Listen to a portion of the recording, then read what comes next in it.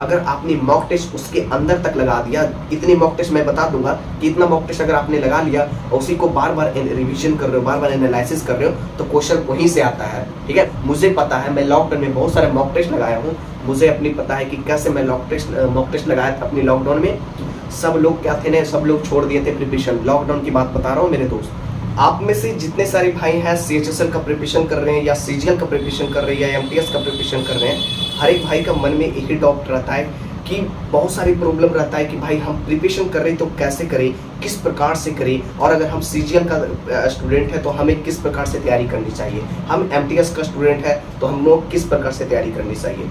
भाई एक बात आप हमेशा याद रखो कि अगर आप CGL का प्रिपरेशन कर रहे हो या CHSL का प्रिपरेशन कर रहे हैं या MTS का प्रिपरेशन कर रहे हैं, बेसिकली आपको इतना सबसे पहले पता होना चाहिए कि तैयारी करने के लिए मेन क्या क्या हमें पढ़ना चाहिए और क्या नहीं हमें पढ़ना चाहिए, यही मेन फैक्ट रहता है। अब देखो, आपको ये पता होना चाहिए कि अगर हम CHSL का तैयारी कर रहे हैं या CGL का तैयारी कर रहे हैं या MTS का तैयारी कर रहे हैं, तो हमें कौन कौन सा सब्जेक्ट यहाँ पे पढ़ना पड़ता है। बेसिकली आपको ये पता होना चाहिए कि अगर आप कोई भी जैसे CGL, MTS, CHSL का प्रिपरेशन कर रहे हो तो उसमें आपको 4 सब्जेक्ट से क्वेश्चन पूछे जाएंगे। पहला जो होगा पार्ट हमारा, पहला होगा इंग्लिश का, दूसरा होगा मैथ का, तीसरा होगा रीजनिंग का, चौथा होगा जीके जीएस का।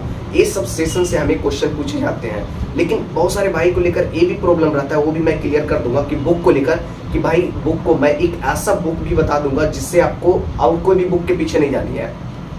एक ऐसा बुक के बारे में मैं बता दूंगा आपको, उसी से आपको करनी है। और आप इतना समझ लो कि अगर आपने उस बुक को 2 या 3 या 4 बार अगर आपने बना लिया तो आपको अदर बुक पकड़ने की भी जरूरत नहीं है। ठीक है, तो मैं जो बताने वाला हूँ उसको आप ध्यान से सुने, और जो मैं यहाँ पे बोलने वाला हूँ उस चीज़ों को आपको फॉलो भी करना है। ऐसा नहीं कि सुनकर हम निकाल दिए तो फिर आपका कुछ नहीं होगा यहाँ पे।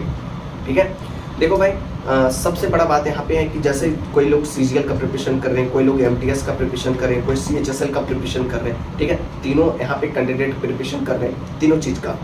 लेकिन यहाँ पे प्रॉब्लम क्या है ना कि भाई हम करना चाह रहे हैं, बहुत लोग प्रिपरेशन अभी नहीं किए हैं और स्टार्ट करना चाह रहे हैं, उनके लिए भी ये वीडियो होने वाला है।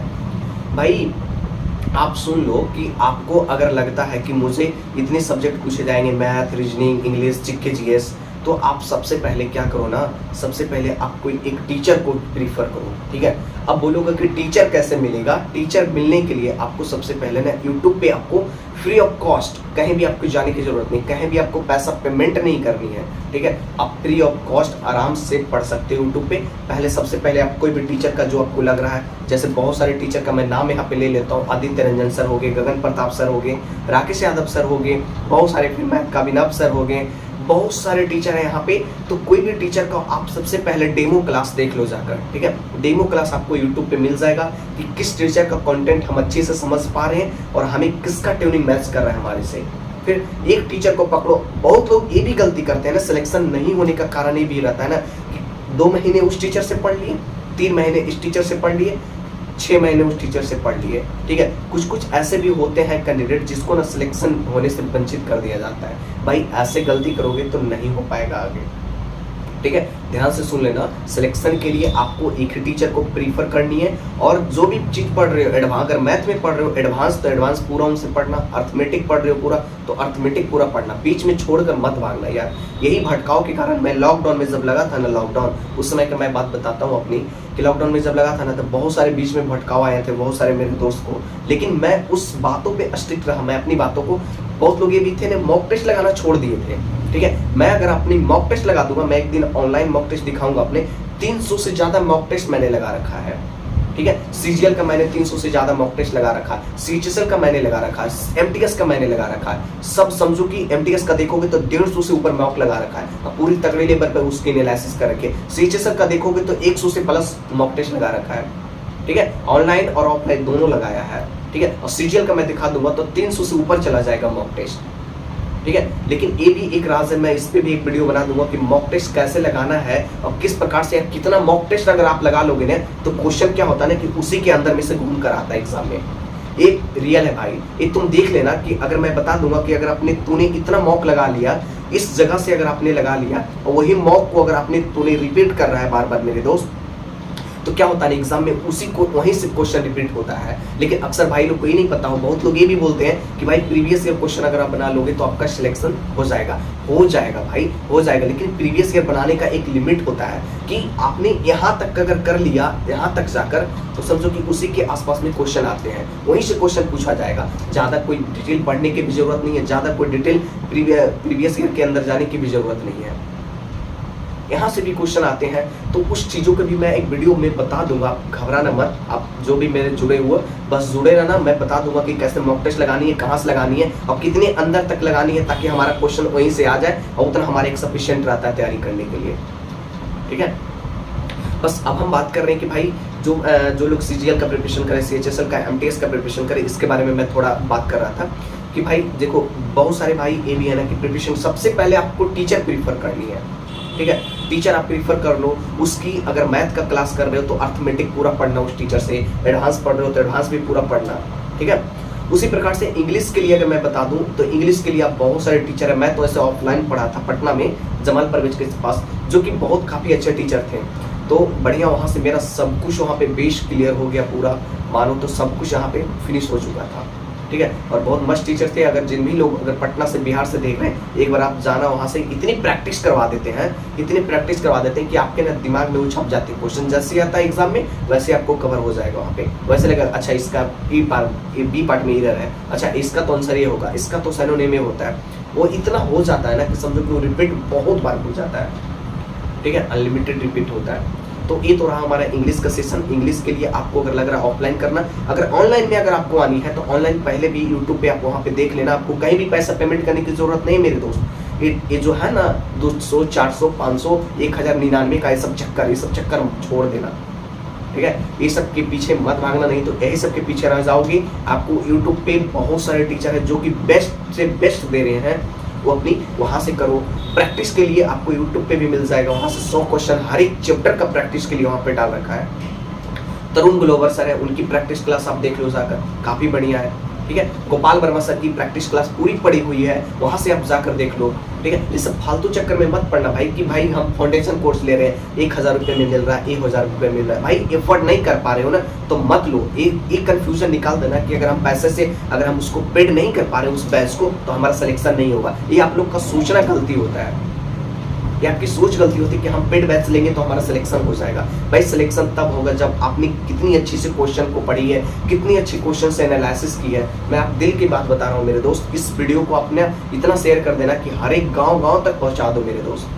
ठीक है, ताकि हर एक लोग है ना, जो लोग पैसे से लेकर पिछड़ जाते हैं ना कि भाई मेरे पास पैसा नहीं है, मैं कैसे फाउंडेशन कोर्स लूँ, उसके लिए भी ये वीडियो काफ़ी इंपॉर्टेंट होने वाला है। तो आप लोग से एक नर्म निवेदन है मेरे भाई कि इस वीडियो को ज़्यादा से ज़्यादा लोगों के पास शेयर कर देना। सब्सक्राइब मत करो मेरे दोस्त, लेकिन शेयर जरूर करना। ठीक है, मैं यही बोलूँगा।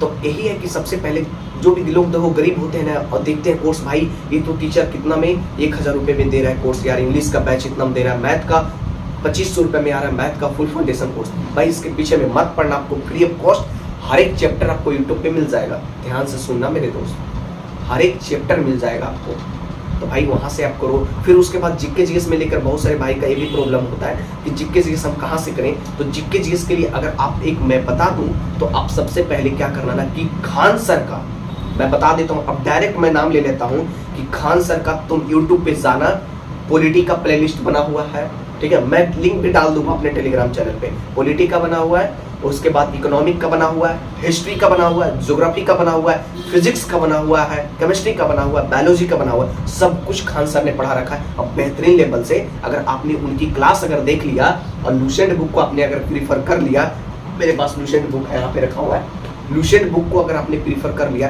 तो आपको अदर कहीं से भी एग्जाम में नहीं पूछा जाता है क्वेश्चन। इतना याद रखो, प्रीवियस ईयर क्वेश्चन आप उठाकर देख लेना कि कितने साल के क्वेश्चन वहाँ पे पूछे गए और कहाँ से क्वेश्चन आया हुआ है, देखना सब लूसेंट से क्वेश्चन रहते हैं मेरे दोस्त। आर्टिकल हो, पूरा संविधान को क्वेश्चन लूसेंट में आपको मिल जाएगा। वहाँ लूसेंट कितना इंपॉर्टेंट संविधान को क्वेश्चन हमारे मायने रखता है समझो।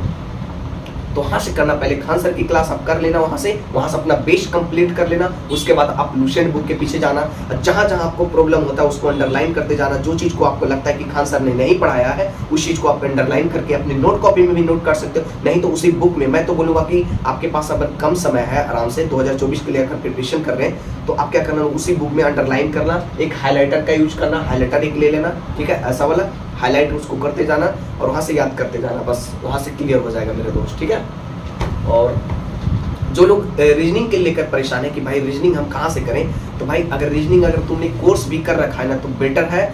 और अगर यूट्यूब पे ऐसे तो फ्री ऑफ कॉस्ट बहुत सारे टीचर है, ऐसे पीयूष सर का भी बहुत लोग लड़के लोग डाल रखे हैं यूट्यूब पे, वहाँ से कर लो ना यार, वहाँ से कवर हो जाएगा।